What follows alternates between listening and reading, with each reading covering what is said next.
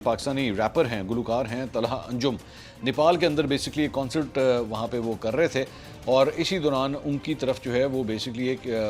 क्योंकि नेपाल के अंदर ऑब्वियसली इंडियंस भी होते हैं, वहाँ पे बड़ी तादाद में होते हैं या इंडियन नजाद लोग वहाँ पे बहुत होते हैं, तो उनके उस कॉन्सर्ट के अंदर जो है वो चंद इंडियंस भी वहाँ पे मौजूद थे। तो उनमें से किसी ने जो है उनकी तरफ इंडिया का झंडा जो है उठा के फेंका। तो जब उन्होंने फेंका तो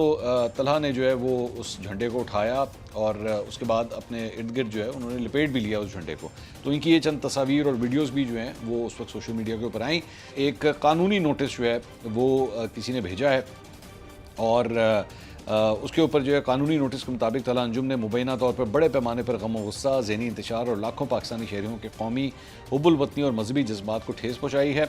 कानूनी नोटिस में तलहा अंजुम से गैर मशरूत अवामी माफ़ी का मुतालबा किया गया है, जिसकी अदम तामील के नतीजे में बगैर मजीद नोटिस के FIR दर्ज करना और फौजदारी कानूनी कार्रवाई का इंदिया जो है वो दिया गया है। सो मामला जो है वो काफ़ी हद तक सीरियस होना शुरू हो चुका है तलहा अंजुम को लेके। लेकिन उसके बाद हुआ ये कि तलहा अंजुम ने जनाब एक चैनल को 365 न्यूज़ को जो है वो उन्होंने एक इंटरव्यू दिया